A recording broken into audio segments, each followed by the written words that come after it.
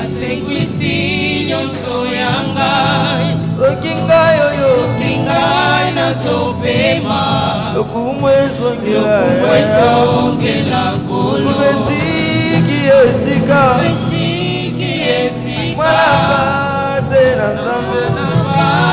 na nzambe soki ngai nazopema lokumu ezongela masi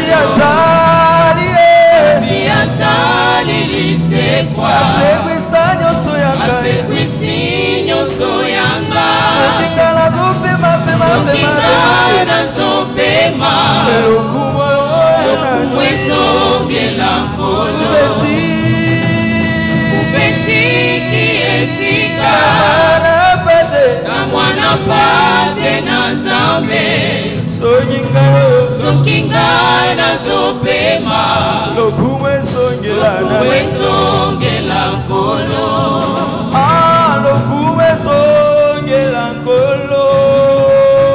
lokumu ezongela nkolo Yawe lokumu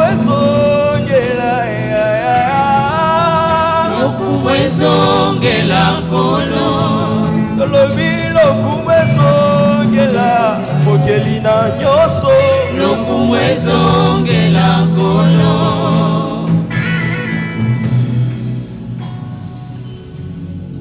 Tendre Père, nous bénissons ton Saint-Nom,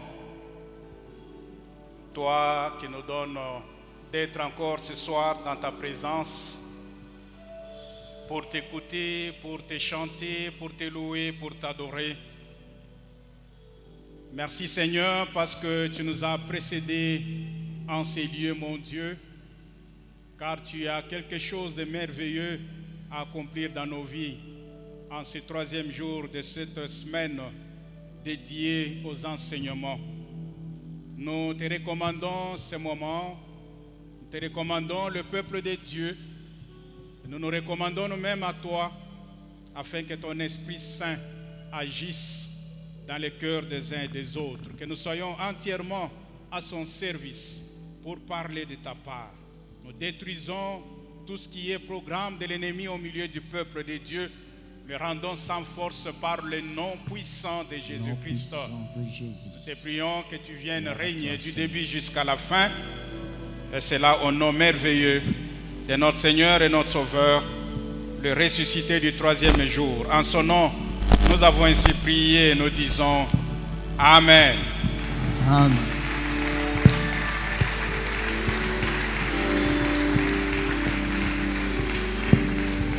Est-ce qu'on peut acclamer davantage?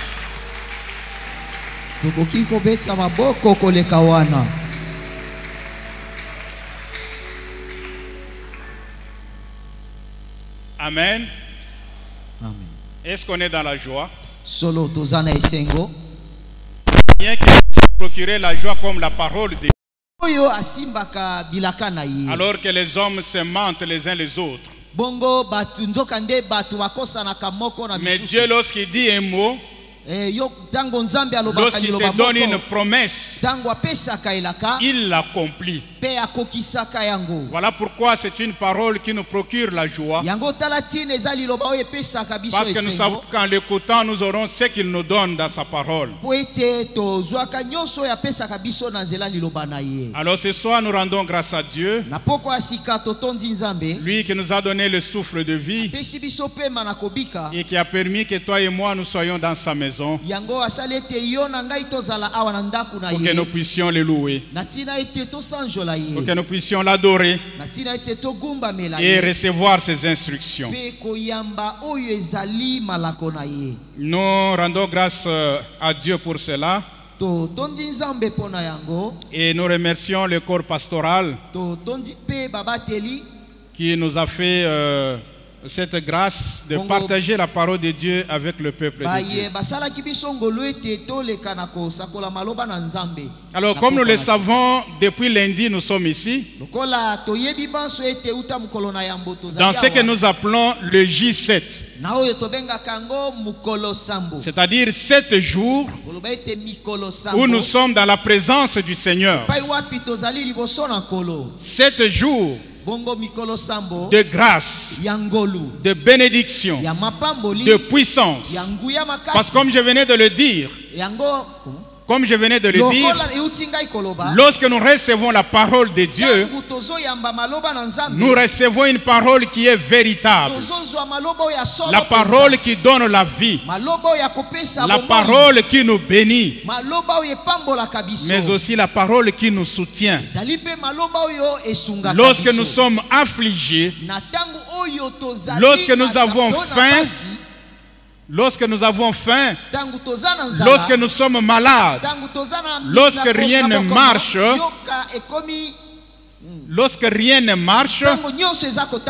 il n'y a rien qui puisse nous consoler comme la parole de Dieu. Alors le thème de ces 7 jours, on l'a intitulé « Bâtir sa vie chrétienne sur le fondement de Jésus-Christ ». Le pasteur est allé en long et en large pour nous faire comprendre ce que bâtir. Il a dit c'est élever, c'est construire, c'est édifier quelque chose. Et il nous a dit que lorsque nous bâtissons, nous devons faire attention à la fondation. La fondation doit être solide pour que ce que nous construisons puisse résister aux intempéries. Il a pris l'exemple de 2 bâtisseurs qui ont eu à cœur de bâtir une maison.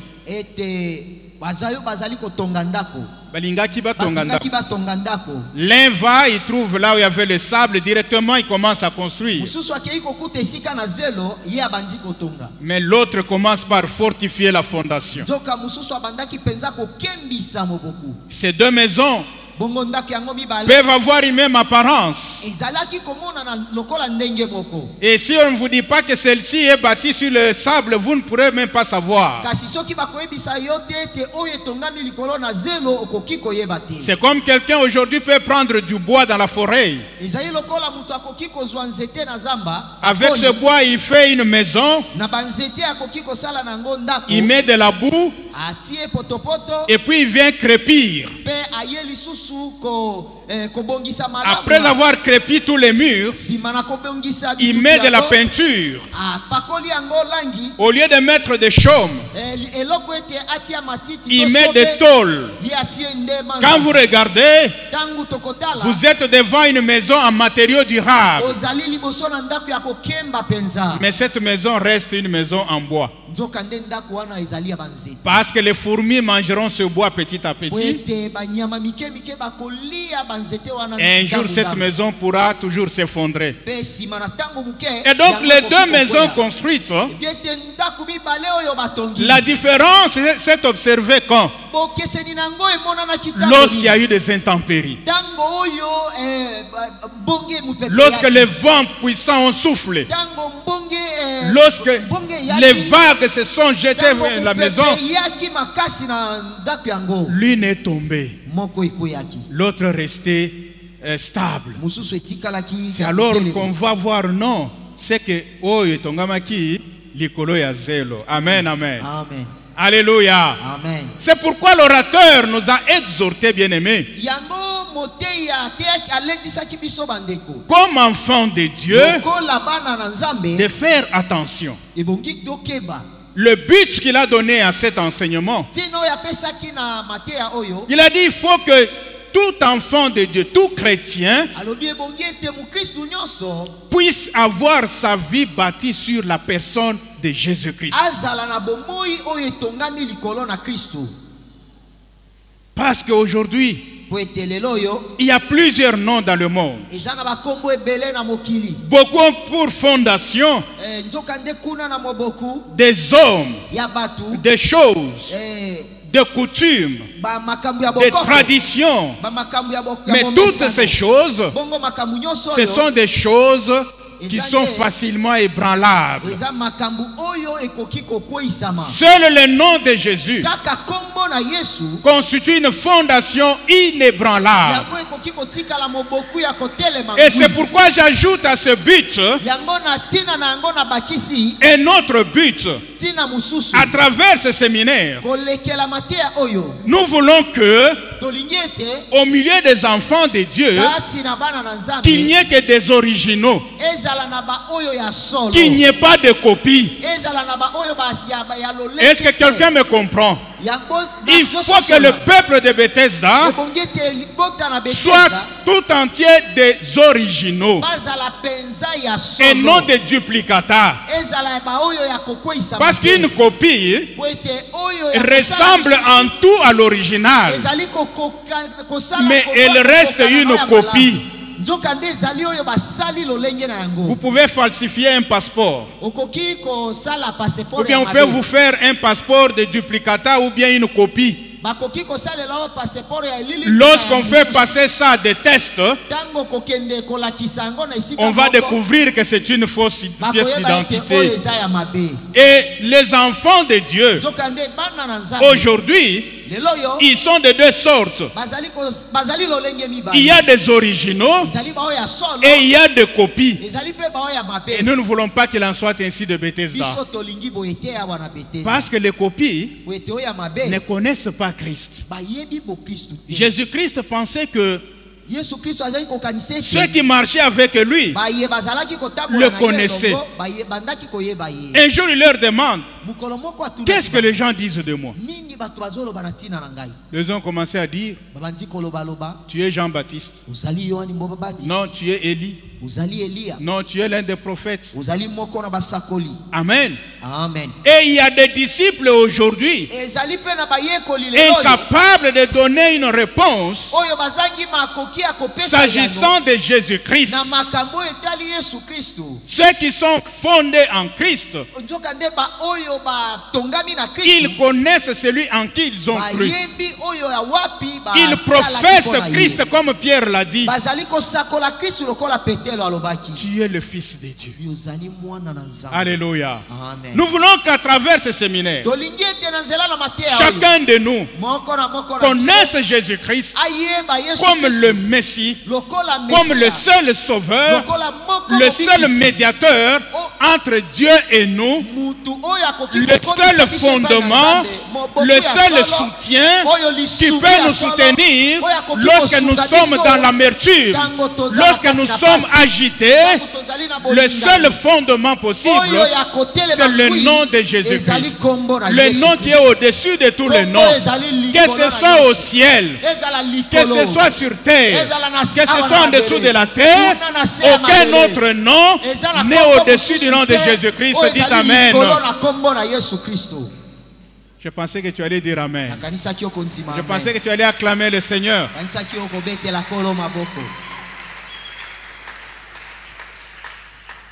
Et on nous a dit que une vie bâtie sur la personne de Jésus-Christ,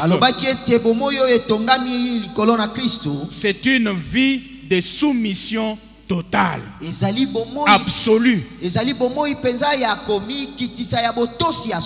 Celui qui se soumet, il se place sous l'autorité de quelqu'un qui est au-dessus de lui, qui lui est supérieur.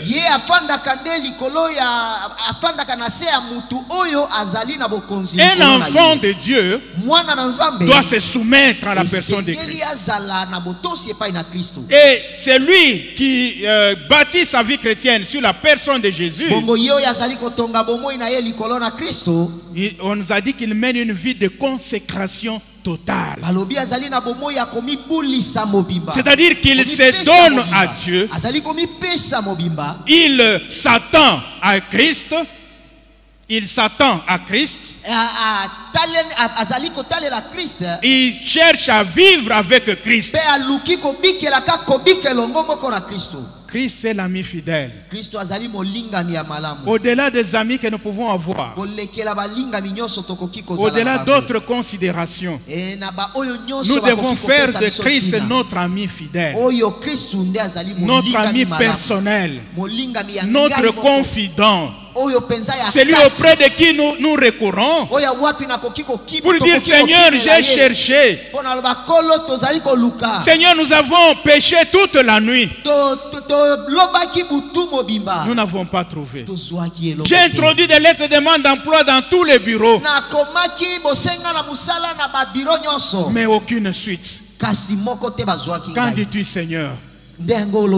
Alléluia. Amen. Une vie de consécration. Et aujourd'hui, nous voulons ajouter une autre dimension de la vie bâtie sur la personne de Christ. Et nous lisons d'abord un seul verset. Nous sommes dans Matthieu chapitre 23, verset 11.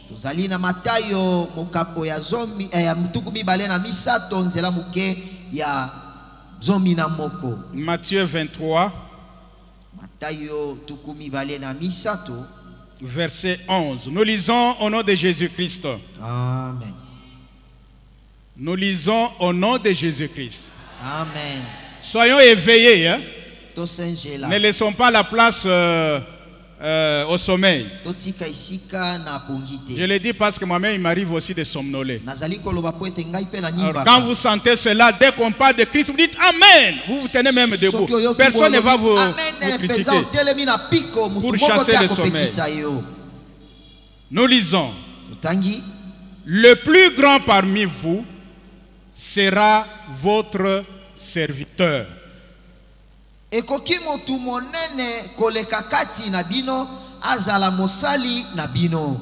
Le plus grand parmi vous sera votre serviteur. Motu monene kati koleka bino to kati na bino akozala mosali na bino. Est-ce qu'on peut acclamer la parole de Dieu par des acclamations?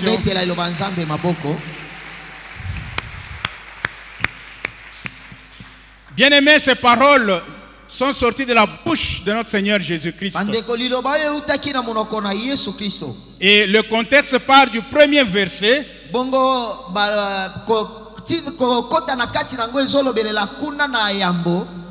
Et bandelinango. Ezalina verset, premier verset. Jusqu'au verset 10.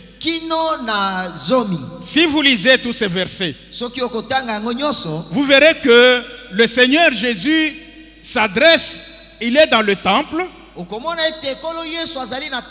où il s'adresse à la foule et à ses disciples pour les mettre en garde contre l'hypocrisie,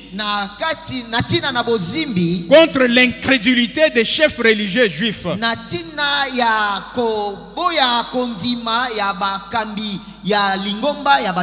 Parce que ces chefs religieux, ils aimaient les honneurs. Ils portaient de longues robes. Ils voulaient être vus dans les places publiques. Dans les festins, ils voulaient les premières places. Ils voulaient quand ils passent qu'on les appelle rabbi.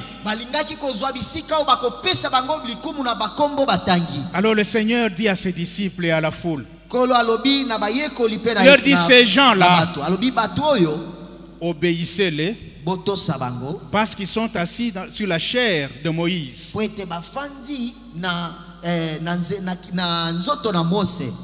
La chair de Moïse.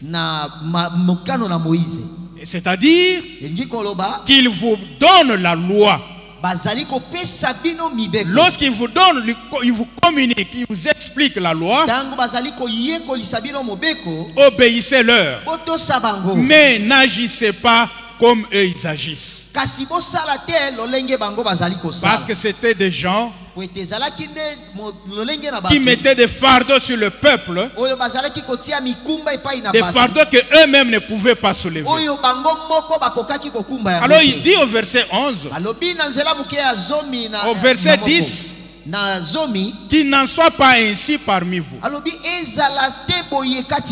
Pour vous, que le plus grand, c'est-à-dire celui qui a les honneurs, qu'il soit celui qui vous sert. Donc notre sous-thème ce soir, c'est une vie de service total. Bomoi ya kosala mobimba. Une vie de service total. Bomoi ya kosala mobimba. Quel est l'objectif que nous poursuivons ce soir? Ce soir, nous voulons montrer quelque chose aux enfants de Dieu. C'est que nous qui sommes venus à Christ, la vraie grandeur, c'est dans le service. La vraie grandeur, bien-aimé, se trouve dans le service et non dans les honneurs. Les honneurs sont de courte durée. On peut vous applaudir.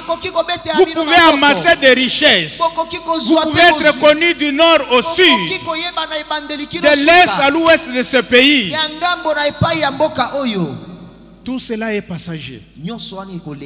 Le jour où vous allez disparaître, même la place où vous étiez ne va pas vous reconnaître. Mais la vraie grandeur, c'est dans le service. Oui. Ce n'est pas dans la domination. Parce que les chefs religieux juifs dominer le peuple. Et c'est ce que font même les gens aujourd'hui. Les gens aujourd'hui dominent les autres. Même ceux que nous allons voter d'ici le mois de décembre, ils viendront avec des tricots, avec l'argent. Votez-nous, nous allons être pour vous, nous allons parler pour vous, ainsi de suite.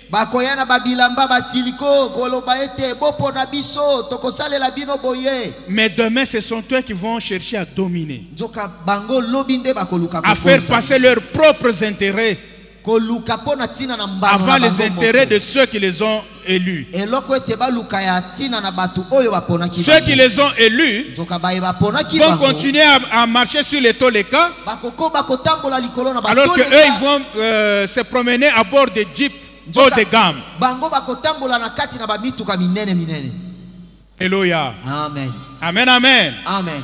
Alors, dans le royaume de Dieu, qui nous est destiné à nous autres chrétiens, la grandeur, l'autorité sont liés au service. C'est ce que le Seigneur dit. Dans Marc, il dit la même chose. Lorsque les fils de Zébédée sont venus demander à être l'un à gauche, l'autre à sa droite,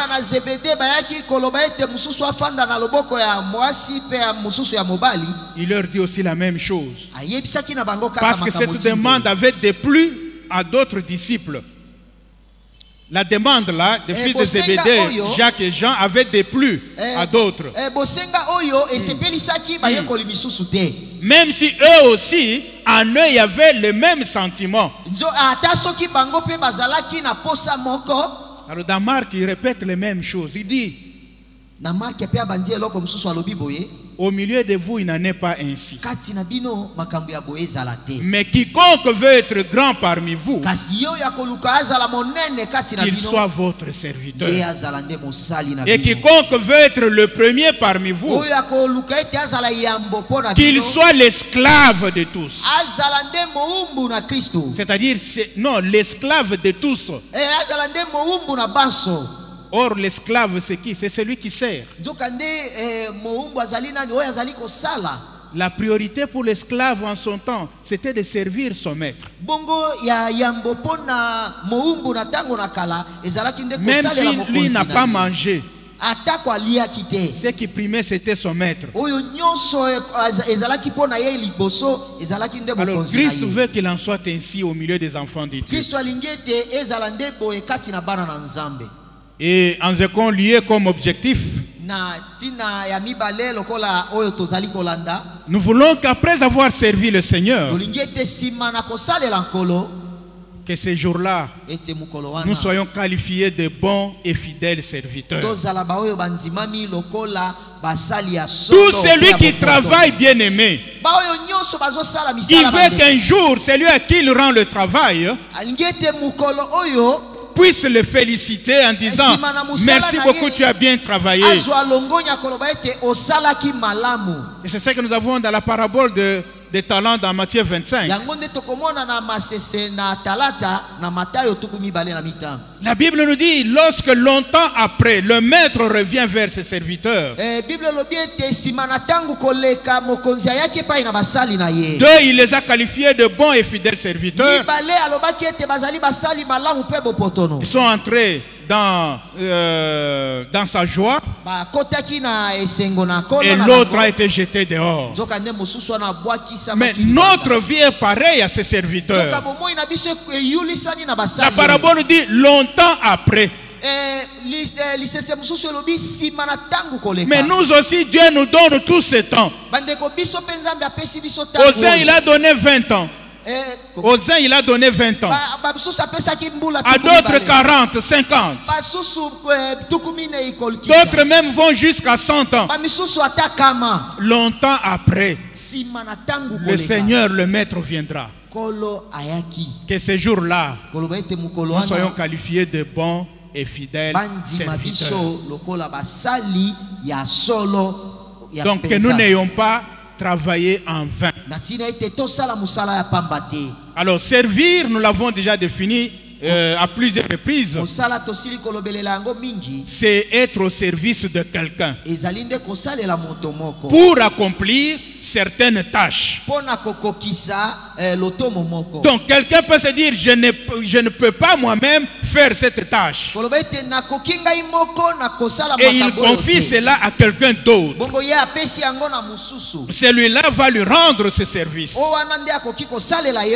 donc il y a une relation entre patron et serviteur. Et donc servir le Seigneur, c'est accepter de travailler là où il nous place. Je dis bien, je reviens. Servir le Seigneur, c'est accepter de travailler là où il nous place. Donc il y a deux choses à considérer. D'abord, il te choisit, et puis il te place quelque part. Ce n'est pas là où nous nous plaçons nous-mêmes. Ou quelqu'un dit, moi pour servir Dieu, il faut que je sois tel.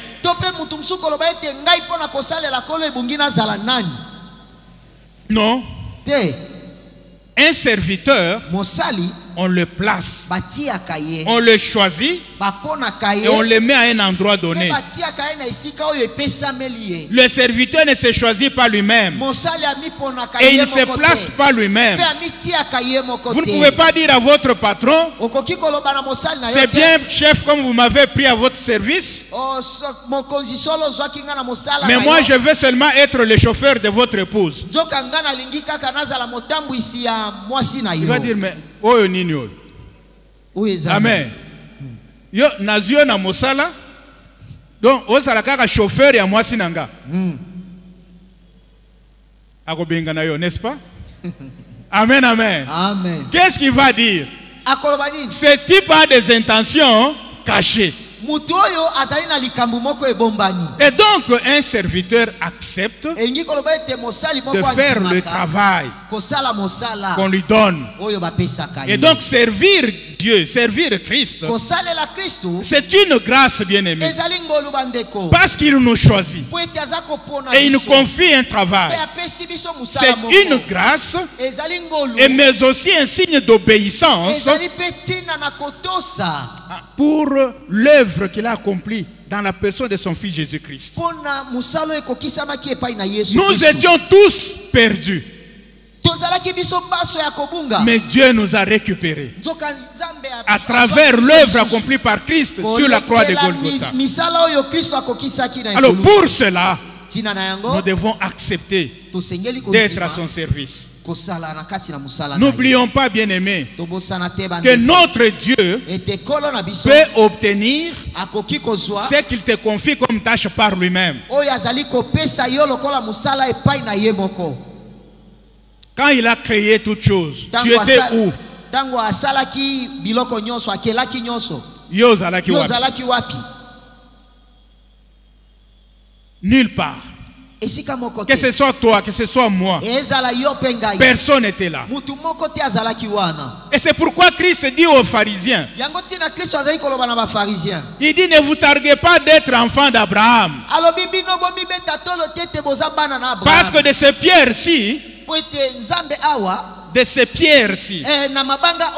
Dieu peut susciter des enfants à Abraham. Donc tout service que le Seigneur te donne, il peut l'accomplir par lui-même. C'est pourquoi nous l'appelons le Tout-Puissant. Il est omniscient, c'est-à-dire il connaît tout ce qui est en toi. Et il est omniprésent. Partout où il t'envoie, il te place, lui peut être là et il est là.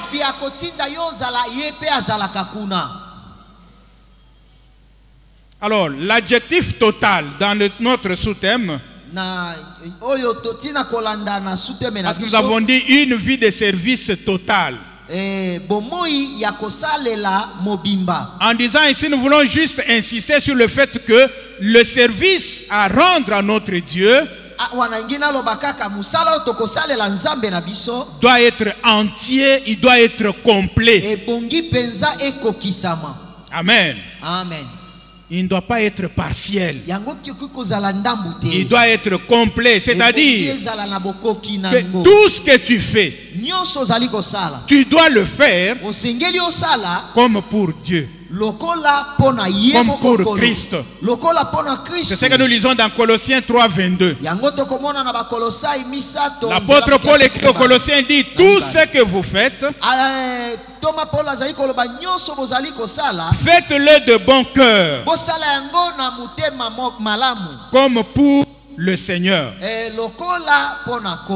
Alléluia. Amen. Comme pour qui? Pour le Seigneur. Voilà un service complet.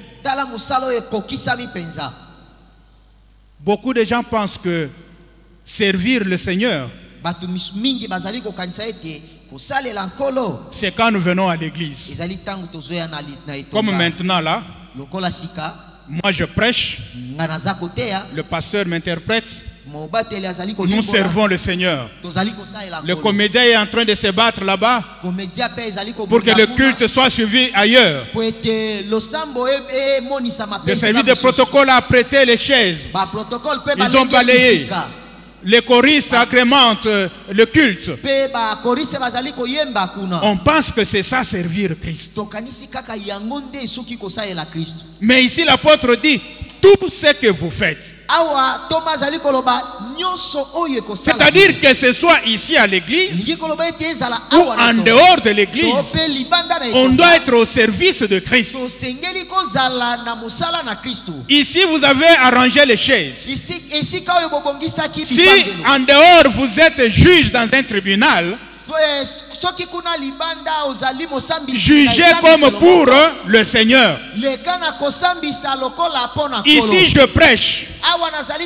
Si à l'extérieur je suis vendeur, je suis vendeuse, que je le fasse comme pour Christ. Ça veut dire quoi? Que je fasse tout à la crainte de Dieu, étant conscient de sa présence. Bien-aimé, Dieu n'est pas seulement ici. Dieu est avec nous partout où nous sommes. Lorsque nous dormons, Dieu est avec nous. Lorsque nous sommes sur notre vélo, dans notre véhicule, dans notre bureau, dans n'importe quel lieu, Dieu est avec nous. Le servir totalement, c'est faire tout cela dans la crainte que Dieu est là. Et que dans ce que je fais, que mon Dieu soit glorifié. Que si dans votre service, tout le monde ne travaille pas bien, tout le monde est cupide, tout le monde est détourneur, mais que pour vous on dise, à l'exception de celui-là.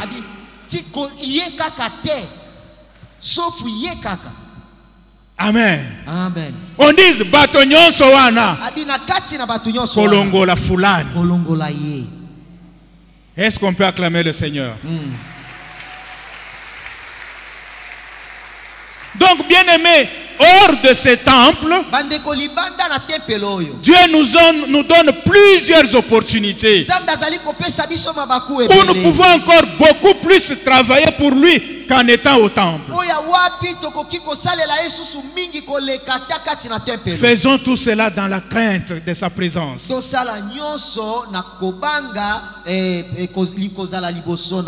Donc, vous avez compris, une vie de service total, c'est une vie d'abandon de soi. C'est une vie de consécration. On se consacre entièrement à Dieu. Nous avons déjà parlé de la consécration. Le pasteur hier est venu d'ailleurs hier. Avant leur entrée en fonction, les Lévites étaient consacrés à Dieu lors d'un rite spécial. Pour dire que désormais, ils sont entièrement au service de Dieu. Et dans le temple à l'époque, malgré leur nombre, chacun avait un service. Même s'ils avaient les mêmes tâches, il y en avait qui faisaient tel jour, d'autres venaient un autre jour. Et ainsi de suite. Voilà une vie de service total. Vous devez vous considérer comme étant à Dieu. Même en éduquant les enfants, même en éduquant vos enfants, vous les éduquez pour le Seigneur. Dans nos relations avec nos voisins, avec le Seigneur, dans tout ce que nous faisons. Alors pourquoi servir totalement le Seigneur? Il y a plusieurs raisons. J'en ai pris seulement 3 par rapport au temps.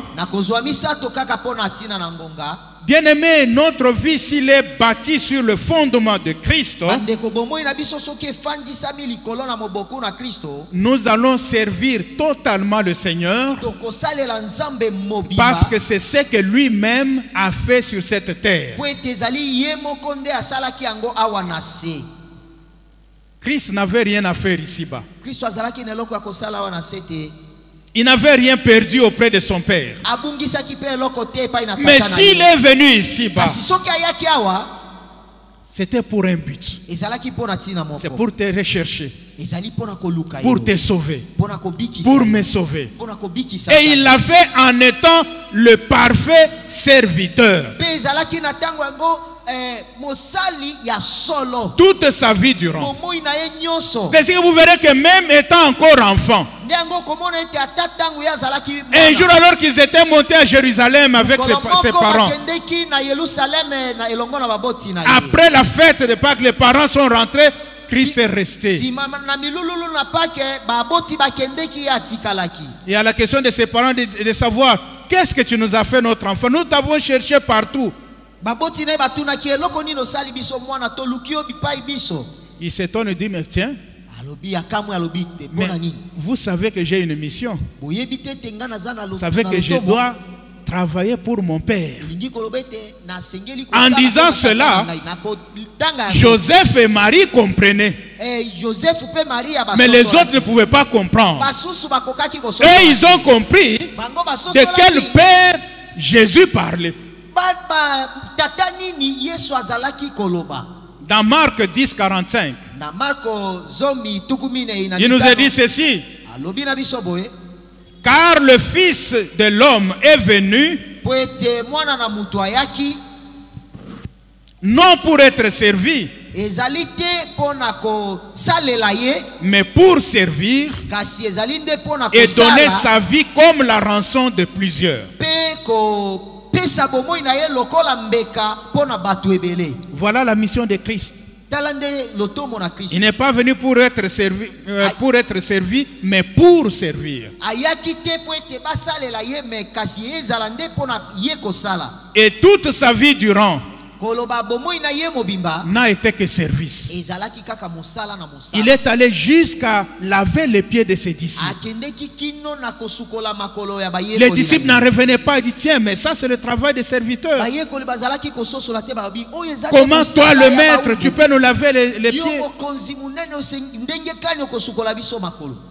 Il leur dit, comprenez-vous ce que je vous ai fait?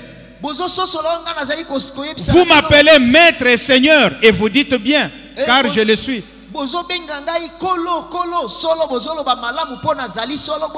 Si donc je vous ai lavé les pieds, moi le Seigneur et le maître, vous devez aussi vous laver les pieds les uns aux autres. Car je vous ai donné un exemple afin que vous fassiez comme je vous ai fait. Le Seigneur nous a donné un exemple pour que nous soyons des serviteurs les uns des autres. Et en nous servant les uns, les autres, c'est lui que nous servons. Il dit c'est un exemple. Et comme enfants de Dieu, si nous croyons à la parole de Christ, nous ne pouvons qu'obéir. Et c'est pourquoi Paul avait compris cela. Lorsqu'il écrit aux Corinthiens, il leur dit, soyez mes imitateurs comme je le suis moi-même de Christ. 1 Corinthiens 11:1. Donc Christ a été serviteur de manière totale. Dans tout ce qu'il a fait sur terre, il n'a cherché que la volonté de son Père. Et en agissant ainsi, lui le Seigneur et le Maître, il nous a donné un exemple. La deuxième raison, c'est que c'est la volonté de Dieu que ces créatures le servent. Toutes ces créatures. Toutes les créatures de Dieu sont au service de Dieu. Même le vent qui souffle est au service de Dieu. Même la pluie qui tombe est au service de Dieu. Dieu l'envoie pour que nous ayons la nourriture. Amen, amen. Amen. Donc, a fortiori, toi, enfant de Dieu, tu dois être serviteur. Non pas à temps partiel, mais à temps plein. La troisième raison, c'est qu'il y a une rétribution au service de Dieu. Dieu va rémunérer, bien-aimés, ceux qui vont le servir totalement. Dans la parabole de Matthieu 25, le troisième serviteur était aussi au service du maître. Même en gardant l'unique talent qui lui avait été donné, il ne l'a pas perdu. Il l'a gardé. Mais il n'a pas été apprécié comme les autres. Donc, en servant Christ, servons-le de manière totale. Parce qu'une rémunération est derrière. L'apôtre Paul nous le dit dans Colossiens 3:24. Colossiens 3:24. Sachant que vous recevrez du Seigneur l'héritage pour récompense,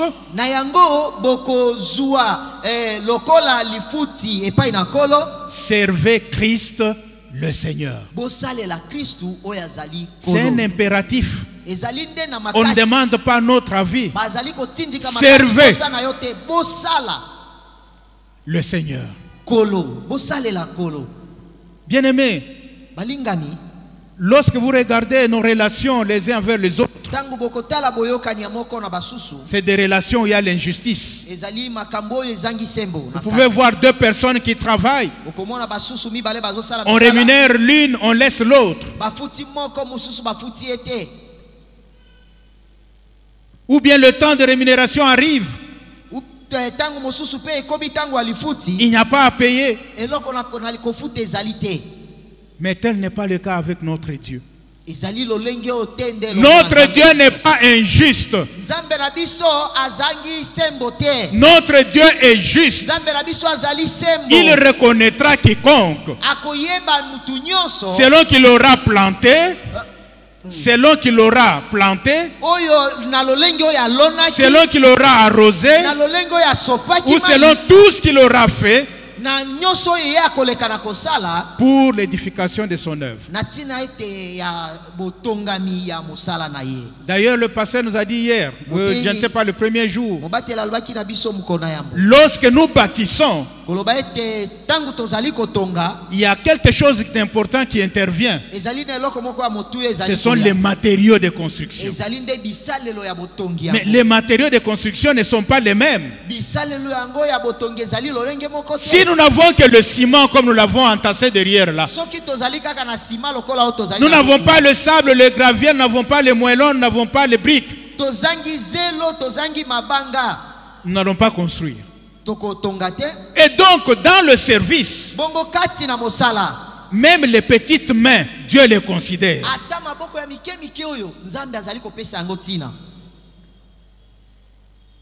C'est pourquoi c'est à tort que les uns disent: moi je ne suis pas appelé, moi je ne suis pas doué, je n'ai pas un don. Non, bien aimé, la Bible nous dit il y a diversité de dons, il y a diversité de ministères. Mais tout cela, il y a un même Seigneur, il y a un même Esprit qui distribue cela à tous, à chacun. Tu as un don, mais ce que tu manques, c'est le service. Demande-moi pourquoi. Tu manques le service parce que tu n'exploites pas le don que Dieu a placé en toi. Quiconque a cru en Christ, quiconque a cru en Christ, le Saint-Esprit vient habiter en lui. Et là où il y a le Saint-Esprit, il y a un don déterminé.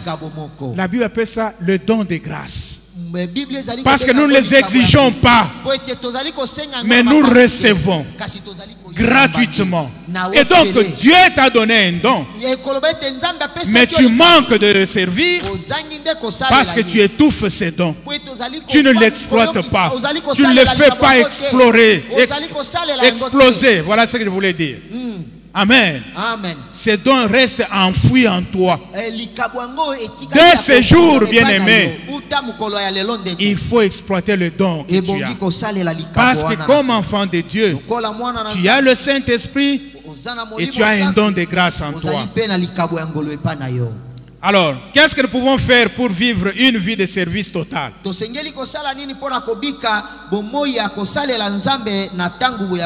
La première chose, c'est ne pas faire cas de notre vie. Qu'est-ce que cela signifie? C'est ne pas accorder de l'importance à notre vie. Lorsqu'il y a Christ d'un côté et notre vie de l'autre, le choix doit pencher vers Christ. Si nous avons à faire un choix, nous devons choisir Christ. Acte 20, 24. 20, 24. Mais je ne fais pour moi-même aucun cas de ma vie. C'est l'apôtre Paul qui parle. Comme si elle m'était précieuse. Donc la vie de Paul n'était plus précieuse à ses yeux dès lors que Christ lui était apparu sur le chemin de Damas. ezalaki lisusu na litomba te utatango oyo Kristo abimelaki nga na poasa na nzela na Damascus. Pourquoi? Pona nini? Pour qu'il accomplisse sa course avec joie. Pwete nakokisa bopoti mbangu na ngai na Et le ministère qu'il a reçu du Seigneur Jésus, belotombo oyo nazwaki epai na d'annoncer la bonne nouvelle de la grâce de ya Dieu. kosakola sango malamu. Et vous verrez, bien aimé, que l'apôtre Paul a même travaillé plus que les apôtres qui ont accompagné Christ pendant son ministère terrestre. Il a fait plusieurs voyages missionnaires.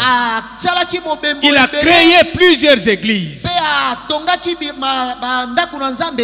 Et dans ces voyages, il a connu beaucoup de problèmes qui pouvaient le décourager. Mais puisque sa vie n'avait plus de valeur à ses yeux, il a continué.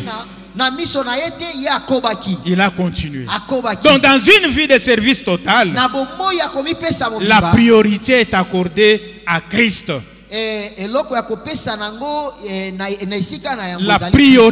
La priorité est accordée à Christ. Quoi qu'on fasse, quoi qu'il arrive, c'est Christ que nous devons privilégier. Et c'est pourquoi le même apôtre était prêt à mourir pour Christ. Au chapitre suivant des Actes 21, 13, il dit: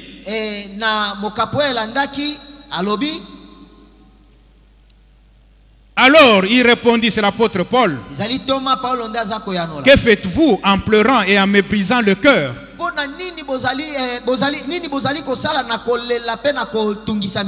Je suis prêt non seulement à être lié,